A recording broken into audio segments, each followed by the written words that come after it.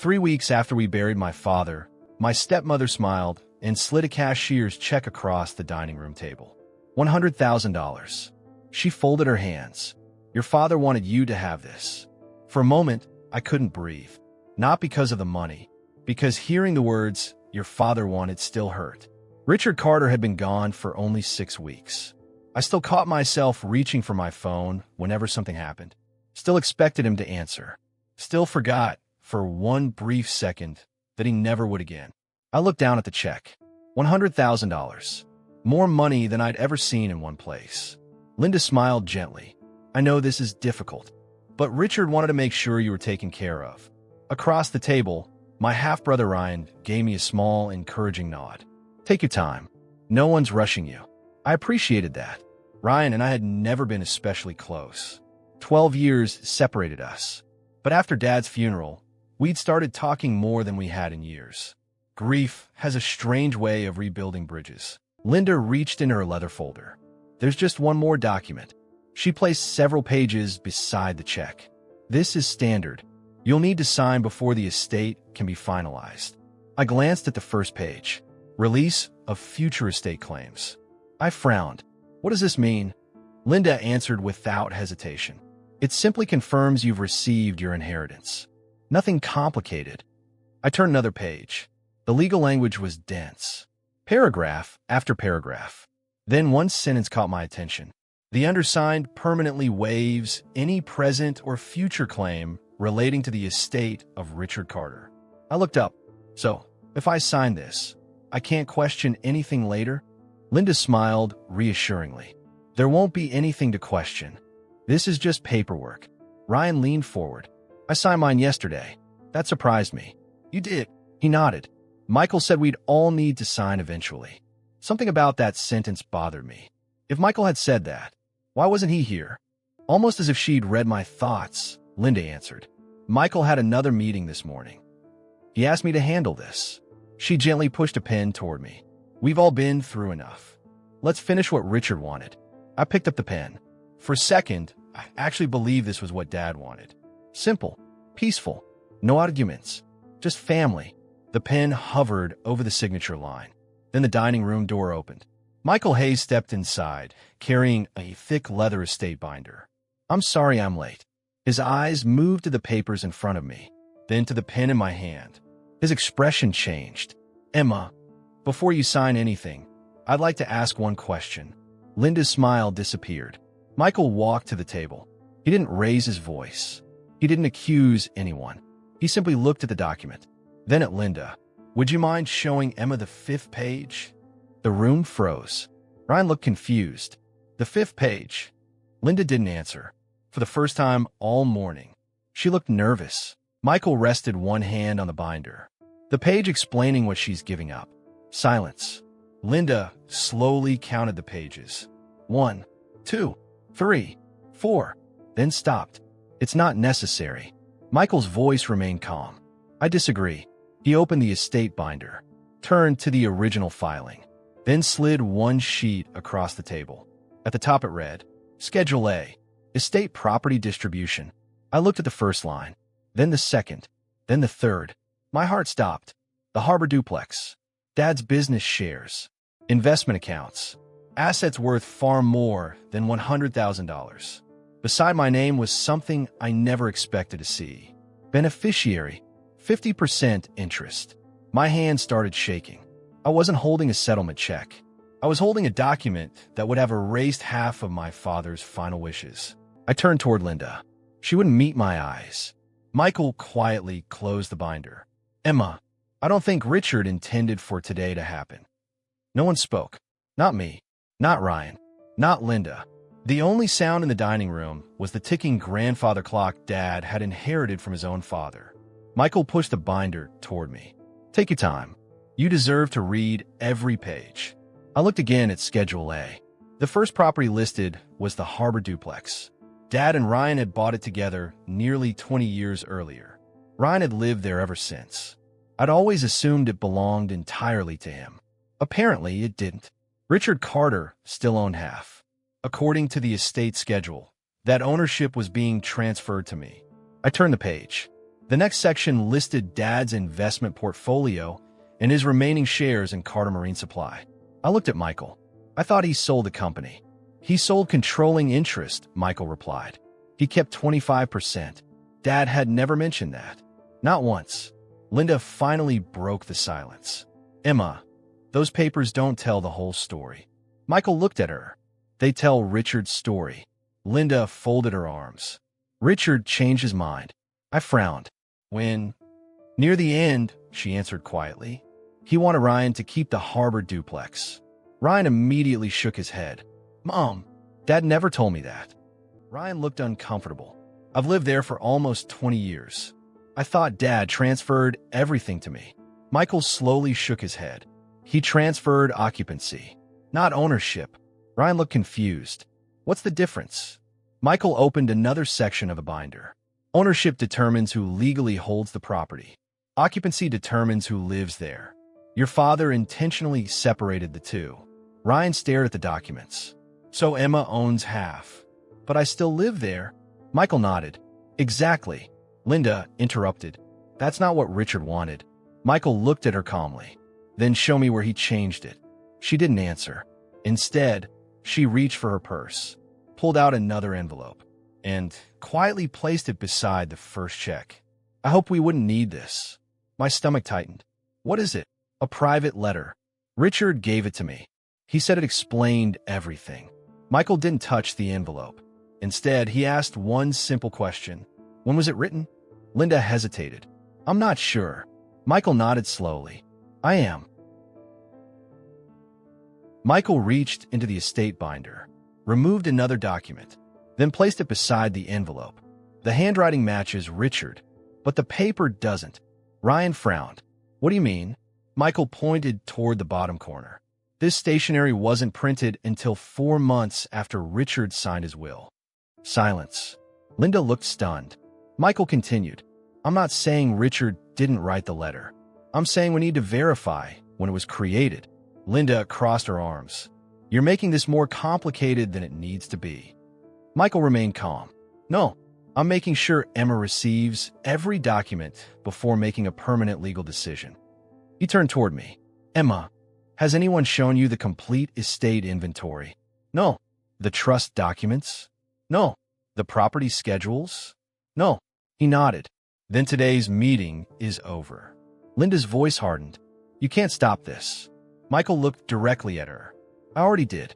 He carefully collected every paper from the table, including the unsigned release, then handed the cashier's check back to Linda. Emma won't be accepting this today. Linda looked frustrated. Richard wanted this settled. Michael answered quietly. So do I. But legally, Ryan finally spoke. Mom, why didn't we just show Emma everything? Linda looked at him. I was trying to avoid a fight. Michael replied before anyone else could. Transparency rarely creates conflict. Hidden information usually does. Those words stayed with me, because deep down, I knew he was right. As we prepared to leave, Michael asked me one final question. Did your father ever mention a safe deposit box? I stopped walking. Yes, once. He said, if anything ever doesn't make sense, start with the bank. Michael looked thoughtful. Good.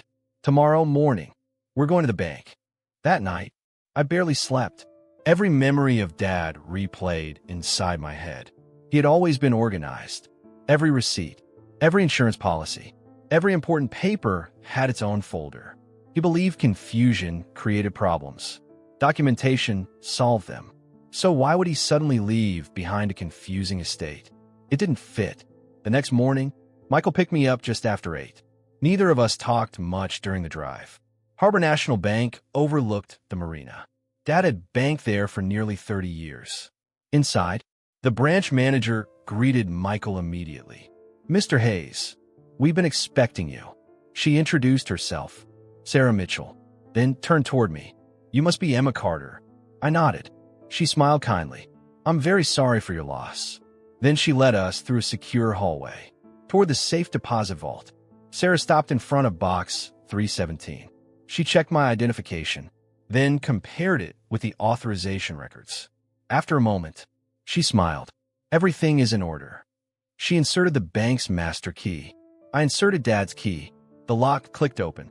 Sarah removed the box, placed it on the private viewing table, then quietly left the room.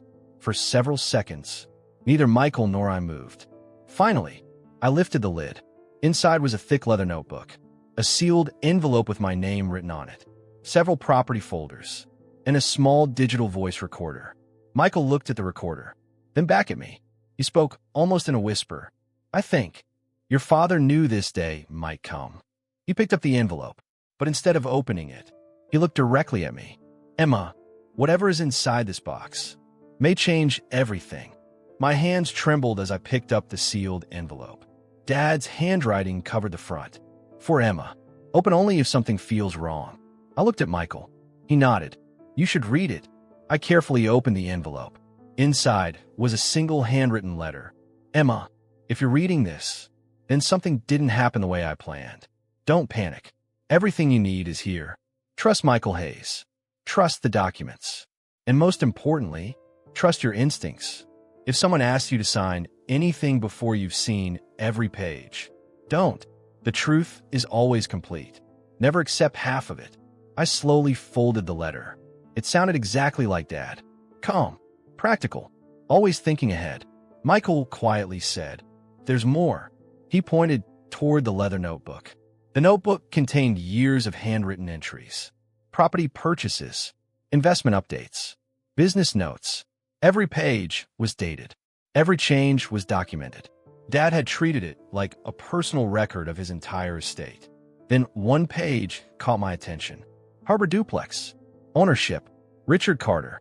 50%. Future transfer to Emma Carter according to Schedule A. Ryan retains occupancy unless voluntarily changed by both parties. I read the sentence twice. There was no confusion, no uncertainty. Dad had written everything clearly. Michael nodded. This matches the official estate. It also matches the will. I turned another page. Taped inside the notebook was a folded property map. Behind it, another envelope, smaller than the first. Michael looked surprised. I wasn't expecting that. Inside the second envelope was a small silver key. Attached to it was a handwritten note. Storage Unit 42. Only if necessary. Michael frowned. Storage unit? I looked at him. Dad never mentioned one. Michael thought for a moment. He probably wanted a second backup. Dad had always believed in backups. Copies of everything. Extra keys. Duplicate records. Nothing important existed in only one place. Michael placed the key back into the envelope. We'll come back to this. For now, I want to finish reviewing everything in this box. Beneath the notebook, we found several certified property deeds, original stock certificates, insurance documents, tax records. Everything was perfectly organized, just like Dad always kept it. Nothing suggested he had changed his estate. Nothing supported Linda's version. Instead, every document supported the official will. Finally, only one item remained inside the box. The digital voice recorder. Michael carefully picked it up. It's fully charged. He turned it over. A small label was attached. Final instructions. Richard Carter. The room suddenly felt very quiet. I stared at the recorder. Part of me wanted to hear Dad's voice. Another part wasn't ready. Michael didn't press play. Instead, he placed it back inside the box. Not yet. I looked at him. Why? Because if this becomes evidence, I don't want anyone questioning how it was handled. He sealed everything exactly as we found it, then asked Sarah Mitchell to document every item inside the box. She photographed everything, logged every item, then signed the inventory sheet. Michael smiled. Perfect. Now no one can question where these items came from. Outside the bank, neither of us spoke for several minutes. Finally, I asked, "Do you think Linda knew about any of this?" Michael looked toward the harbor. I don't know, but she definitely knew something. I remembered the missing pages, the release agreement, the pressure to sign. None of it felt accidental anymore. Michael opened his briefcase, removed his phone. I'm scheduling a meeting. With who? The probate court. And Ryan. I looked surprised. Ryan? Michael nodded. I don't think Ryan is lying. I think he's missing part of the story. As we drove away, I looked back at Harbor National Bank. Dad had protected the truth for months, maybe even years. Now, It was finally my turn to protect it, and I had a feeling the hardest part of this story hadn't even begun. The next afternoon, Ryan arrived at Michael's office. He looked tired, more confused than angry. As soon as he sat down, he looked at me. "Mom says this is all one big misunderstanding." Michael didn't respond immediately. Instead, he placed the official estate binder on the conference table, then slid the leather notebook beside it. "Ryan, I want you to compare these." Ryan spent several minutes reading, page after page. His expression slowly changed. Finally, he looked up. "I've never seen this notebook." Michael nodded. "I believe you." Ryan looked toward me. "Emma, I honestly thought Dad left me the house. I never knew he still owned half." I believed him. For the first time, I realized Ryan might not be hiding anything. He might simply have been told the wrong story. Michael quietly closed the notebook. "That's an important difference." Ryan leaned back in his chair. "So what happens now?" Michael answered calmly. "Now we verify every claim." He opened another folder. Inside were certified probate filings, original court records. Every page matched the documents found in Dad's safe deposit box. Nothing had changed. No revised will. No latte amendment. No transfer of ownership. Ryan slowly rubbed his forehead. "Then why would Mom tell us something different?" Michael didn't answer immediately. Finally, he spoke. "That's exactly the question we need answered." I looked at Ryan. "Did Dad ever tell you the duplex would belong only to you?" Ryan shook his head. "No, he only said, take care of it." I assumed he meant I'd own it. Michael nodded. Taking care of property and owning property are two very different things. Michael stood and walked toward the window. "I want both of you to remember something. This case isn't about guessing. It's about evidence." He held up 3 documents: the will, the estate schedule, the property notebook. All 3 tell the same story. He paused, but one person presented something different. No one needed him to say Linda's name. Ryan lowered his eyes. "I need to talk to Mom." Michael didn't stop him. "That's your decision. But don't argue. Just ask questions." Ryan nodded. "What kind of questions?" Michael replied. "Ask why Schedule A was removed. Ask why Emma was asked to sign a permanent release. And ask why no one contacted me before presenting those papers." Ryan quietly repeated each question to himself, almost like he didn't want to forget them. The meeting ended an hour later. Ryan left first. I watched him walk toward the parking lot. He looked completely different than he had only a day earlier. Not defensive, not confident, just uncertain. I turned toward Michael. "Do you think he'll tell us the truth?"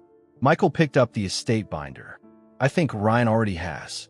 He just doesn't know everything yet." As I reached the door, Michael stopped me. "Emma, there's one more thing." He opened a small evidence folder. Inside was a copy of the release agreement Linda had asked me to sign. Michael pointed to the last paragraph. "Read this again." I did. Then my stomach tightened. Hidden near the bottom was a sentence I hadn't noticed before.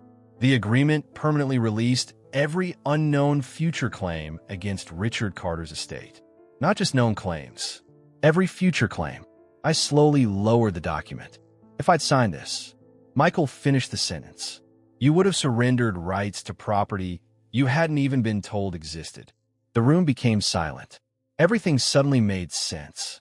The missing pages, the rush to sign, the $100,000 check. None of it looked accidental anymore. Michael carefully placed the release agreement back into the folder. "Tomorrow, we begin asking questions under oath." I looked at him. "You think it'll go to court?" He nodded once. "Do. And after everything we've discovered, I believe someone is going to have a very difficult time explaining these documents." As I left the office, I looked up at the evening sky. For the first time since Dad died, I wasn't afraid of the truth anymore. I was ready to hear it. 3 days later, the probate court scheduled a preliminary hearing.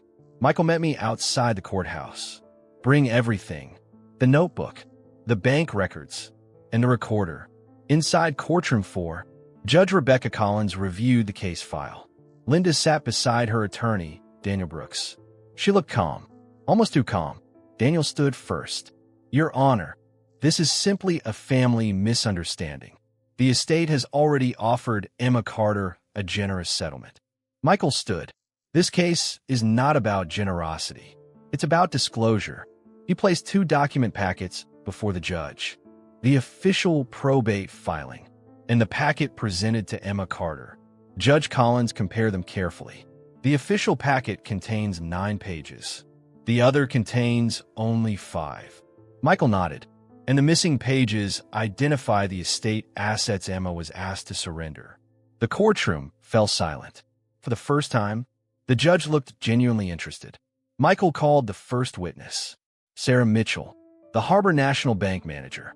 She confirmed Linda had tried to access safe deposit box 317 the morning after Dad died. She also confirmed Linda was denied access because she wasn't an authorized signer. Daniel Brooks didn't deny the visit. Instead, he argued Linda had simply been trying to organize Richard's affairs. Then Michael called the probate court clerk. She testified only one official version of Richard Carter's estate had ever been filed. 9 pages. Never 5. No revised will. No amended Schedule A. Nothing had ever replaced Dad's original instructions.